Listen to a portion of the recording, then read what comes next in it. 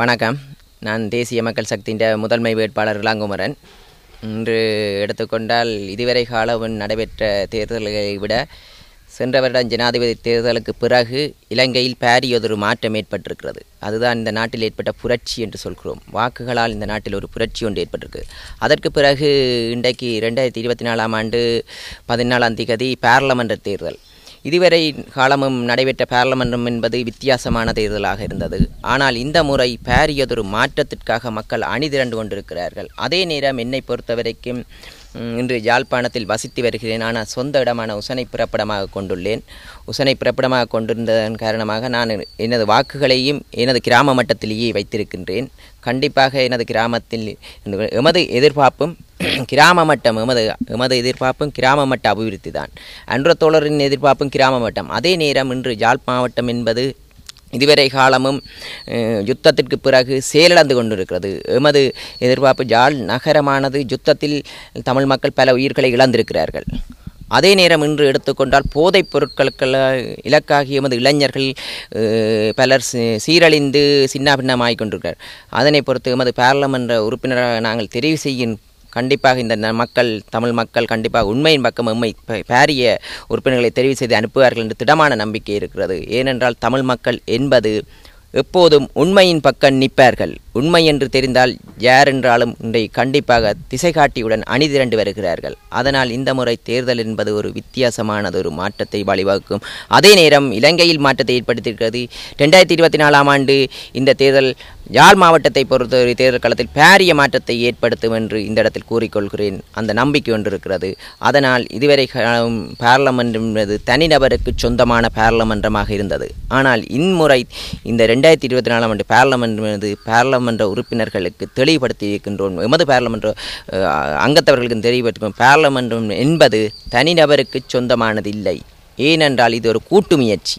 அதனால் நாங்கள் இந்த நாட்டை கட்டியெழுப்புவதற்கும் கிராம மட்டத்தை கட்டியெழுப்புவதற்கும் ஒரு கூட்டு முயற்சி இருக்கிறது. இம்முறை நாங்கள் பாராளுமன்றத்துக்கு போய் யாழ் மாவட்டத்தில் பாரிய அபிவிருத்தியை 5 ஆண்டுகளில் ஏற்படுத்தி இந்த சமுதாயத்தை மாற்றியமைப்போம் என்று திடசங்கமாக கொண்டு அதுக்காக இம்முறை தமிழ் மக்கள் பாரிய ஒரு மாற்றத்துக்காக திசை காட்டியுடன் அணிதிரள்வார் என்று திடமான நம்பிக்கை இருக்கிறது. நமக்கு இடங்களிலுமே ஒரு 10-11 மணிக்கு பிறகு ஒரு சுறுசுறுப்பான வாக்களிப்பு நடக்கும். ஆக குறைந்த ஒரு 60-65% வாக்குகளுக்கு கூடுதலாக விடும் என்று நம்புகிறேன்.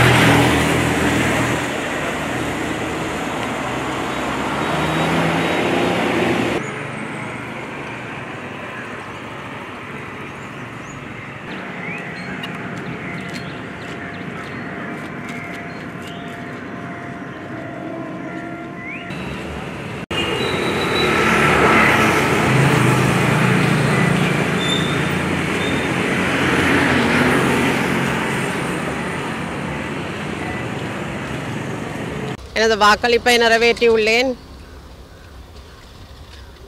வெற்றி வாய்ப்பை நம்பிக்கையுடன் எதிர்பார்த்து காத்திருக்கிறேன்.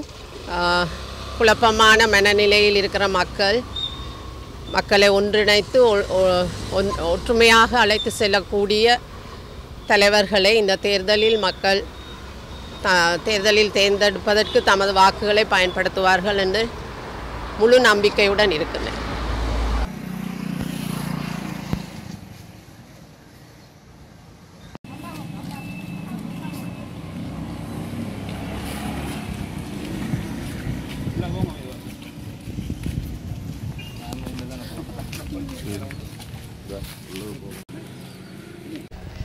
வணக்கம்.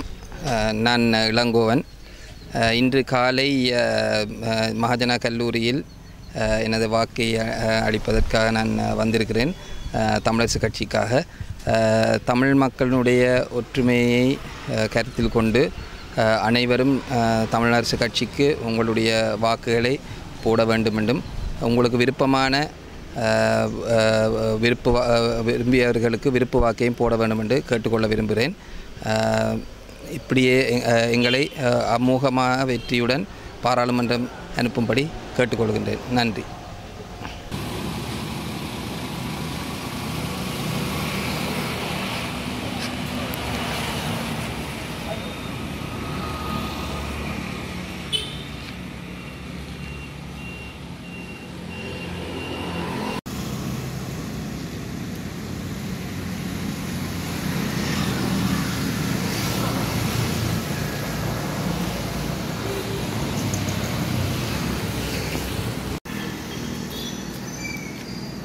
அதுபோல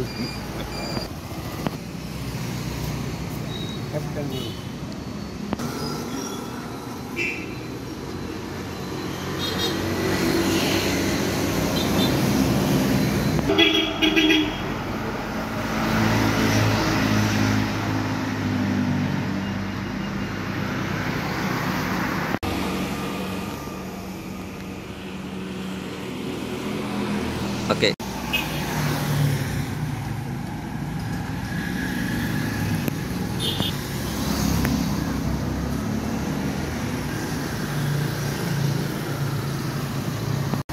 அங்கே ஓரமான தான் தெரியும்.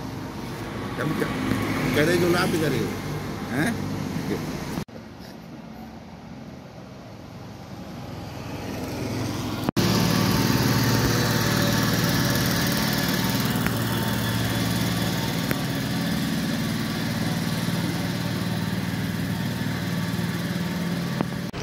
காலையிலேயே வாக்களிப்பு விறுவிறுப்பாக ஆரம்பித்திருக்கிறது. நாங்கள் நம்புகிறோம் வடக்கு கிழக்கு முழுமையாக ஒன்றுபட்ட ஜனநாயக தமிழ் தேசிய கூட்டணியினர் கூட்டமைப்பாக களத்தில் இருக்கிற பொழுது மிகப்பெரிய ஒரு வெற்றி முழுமையாக கிடைக்கும் என்கிற மிகப்பெரிய நம்பிக்கை எதிர்பார்ப்பு எங்களிடம் இருக்கிறது. மக்களிடம் நீங்கள் அனைவரும் காலையிலேயே சென்று உங்களுடைய ஜனநாயக கடமையை ஆற்றுமாறு கேட்டுக்கொள்கிறோம். நன்றி.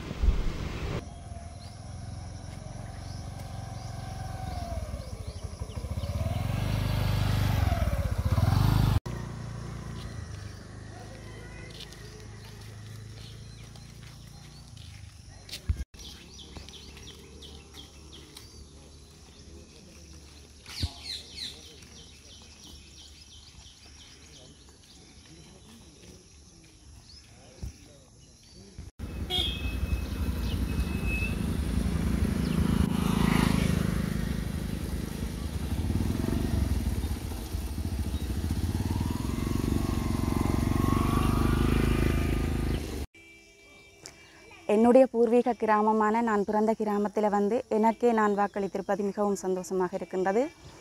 இந்த போர் முடிந்து 14 ஆண்டுகளுக்கு பிறகு எங்களுடைய மக்கள் மிகவும் பொருளாதார அரசியல் ரீதியாக ஏனைய அடிப்படை வசதிகள் ரீதியாக மிகவுமே ஒரு நலிவடைந்த நிலையில் இருக்கின்றார்கள்.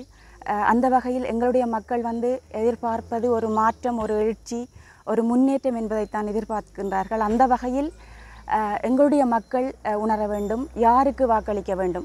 ஒரு மாற்றத்தை ஏற்படுத்தக்கூடிய வகையில் எங்களுடைய மக்கள் வாக்குகளை அளித்து எங்களுடைய இருப்புக்களையும் தக்க வைத்துக் கொள்ள வேண்டும் என்பதை எங்களுடைய மக்கள் உணர வேண்டும். அந்த வகையில் நாங்கள் வெற்றி பெறுவோம். சிந்தித்து வாக்களிக்க வேண்டும்.